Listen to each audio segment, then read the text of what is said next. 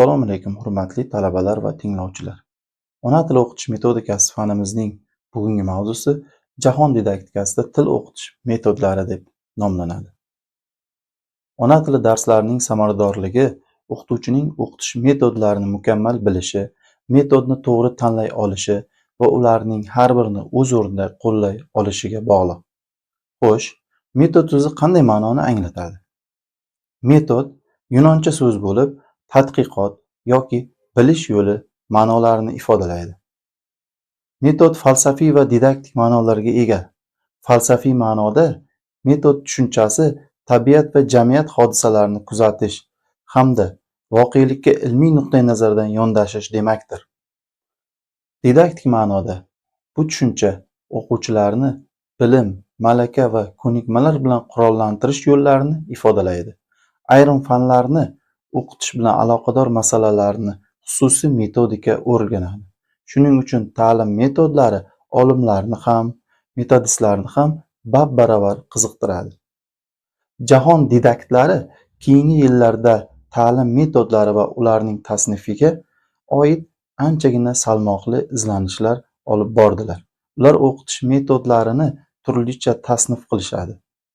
Metodist Babanskiy ta'lim metodlarini 3 guruhga ajratadi. Birinchisi o'quvchilarning o'quv-biluv faoliyatini tashkil etish metodlari, ikkinchisi o'quvchilarning o'quv-biluv faoliyatini rag'batlantirish metodlari, uchinchisi o'quvchilarning o'quv-biluv faoliyatini nazorat qilish metodlari. Metodistlar Skatkin va Lerner tasnifi. Skatkin, Lerner bilish faoliyatining o'ziga xos xususiyatlaridan kelib chiqib, ta'lim metodlarini tushuntirish namoyish etish metodi, qayta xotirlash metodi, muammoni bayon etish metodi, qisman izlanuvchanlik metodi, tadqiqot metodi kabi turlarga ajratadi. Ta'lim metodlarining Lerner va Skatkin tomonidan taklif etilgan ushbu tasnifi o'quvchilarning fikrlash faoliyatida tadqiqotchilik va muammoli vaziyat borligi bilan ajralib turadi. Mazkur tasnif til o'qitishning tabiatiga ham ancha mos tushadi. Shu bois ona tili o'qitishda Lerner, Skatkin tasnifiga kengroq to'xtalamiz. Tushuntirish namoyish etish metodi. O'qituvchi tomonidan bilimlar tayyor holda beriladi. Ona tilining qonun-qoidalari o'qituvchi tomonidan tushuntiriladi va uni mustahkamlash maqsadida misollar keltiriladi. O'quvchilar bayon qilinayotgan bilimlarni tinglaydilar va xotirada saqlashga harakat qiladilar. Ikkinchi, muammoli bayon qilish metodi. O'qituvchi o'quvchilar oldiga ma'lum bir muammo qo'yadi va ularning mustaqil aqliy faoliyat ko'rsatishlarini ta'minlash orqali bu muammoni hal qilishga kirishadi.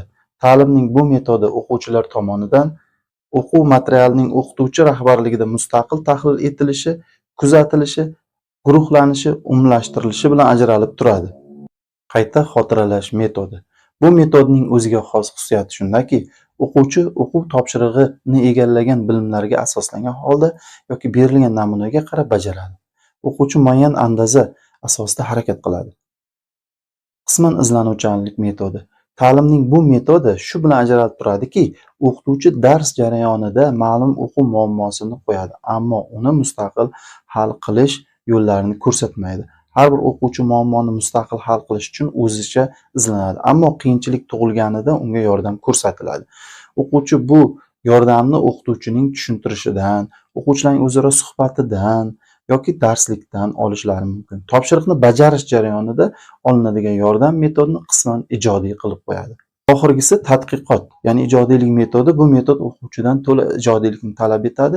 Yangi bilimlar olish maqsadida o'quvchi o'zi masala tuzadi va uni to'la mustaqil ravishda hal qilish yo'llarini izlaydi.